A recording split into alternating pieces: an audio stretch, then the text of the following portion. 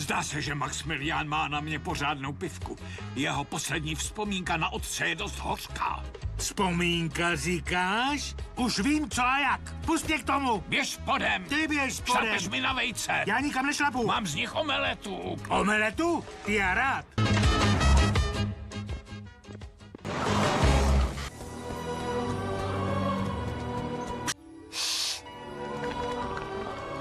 Díky tomu receptu všichni ve městě vzdávají hold vašemu otci. Vaří jeho oblíbený guláš. Gewalt Eintopf? A teď, když zná svět jeho recept, bude navždy žít ve vzpomínkách. Už mu neteče z očí a zkoušíme, co všechno může jíst.